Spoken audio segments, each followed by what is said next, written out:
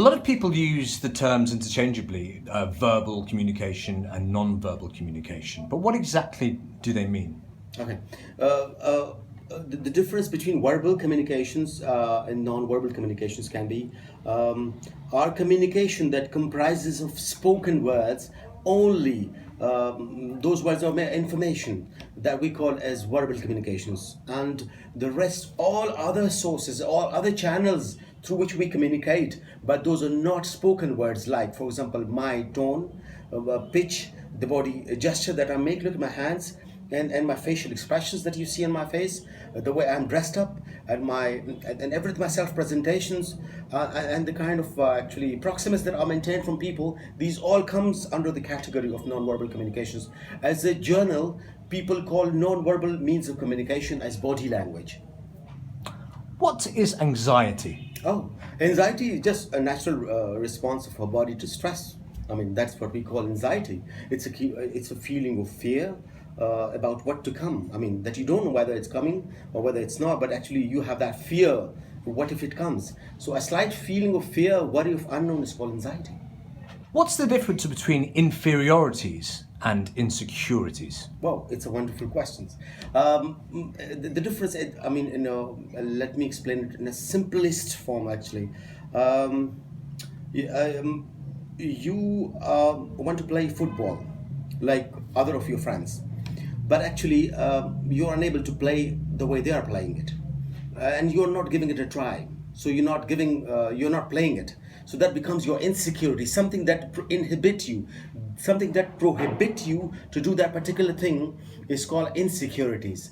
On the other hand, inferiorities can be defined as that you know that you will not be able to play as good as they are playing, but even then you give it a try, even if you're not playing it that good. But actually that is actually something that doesn't, so inferiorities is a lower category as compared to insecurity. And insecurity is a bit of more serious things.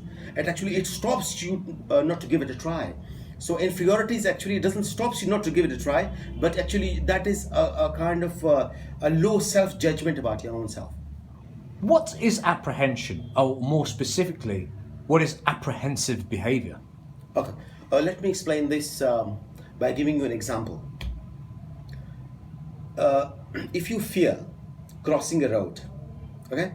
If you fear crossing a road just because you saw an accident the other day, and while attempting to cross the road, you actually have that fear inside you because you saw an accident yesterday. So that thing that stops you from giving it a try is called apprehensions. Those things, the fear that slightly refrain us from crossing the road is called an apprehensive behavior. What is stimulus? Simply, something that stimulates, something that arises or response is called stimulus. Asad, I'm sure you're familiar with the American TV series Lie to Me. I was a big fan of it. And obviously a lot of people have watched it. And obviously there's this whole idea of micro-expressions, microfacial expressions. Could you explain to the audience a bit more about what they are? Sure. All the facial expressions originated on our face for a portion of a split second. It's called, they're all called microfacial expressions. These micro expressions were discovered by a renowned psychologist, Dr. Paul Ekman, in 1970s, and there are 7 universally accepted microfacial expressions, and those are anger, contempt, disgust, fear, happiness, sadness, and surprise. I hope you know that. You described in previous videos about what autism is. And you said it was sort of manifested itself in body language and things like that. And what could you explain a bit more about autism and autism in children? Okay, autism, those children actually we call autistic children. Actually, that's what we call ASD, autistic spectrum disorder.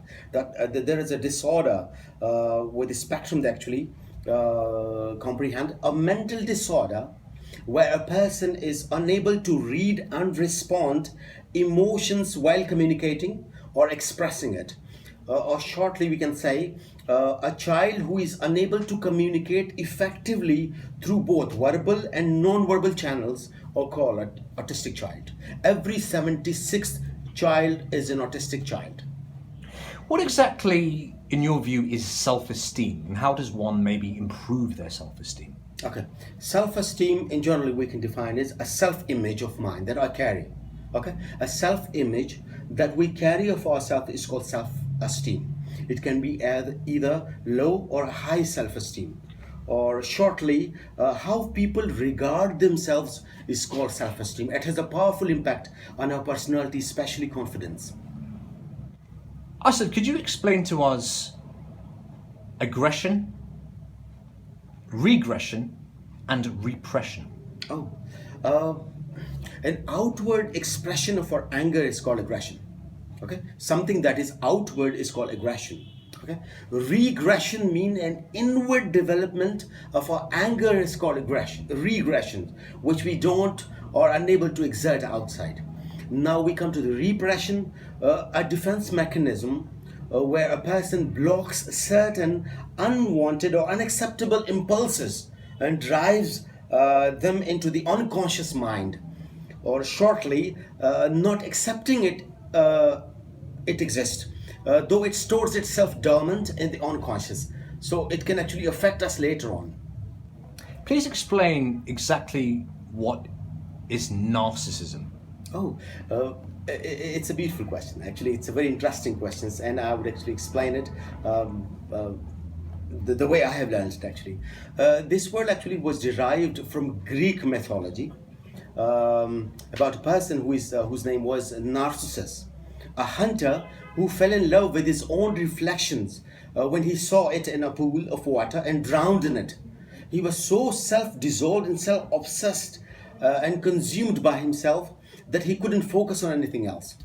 Those with narcissistic personality traits often display symptoms which include being boastful, selfish, arrogant, and thinking non-realistically, and always consider themselves being the epitome as compared to other people. Narcissistic individuals also lack empathy and are extremely sensitive.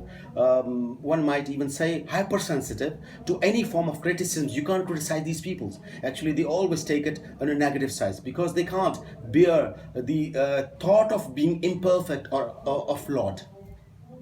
In your previous answer, you talked about defense mechanisms. Can you talk a bit more about defense mechanisms?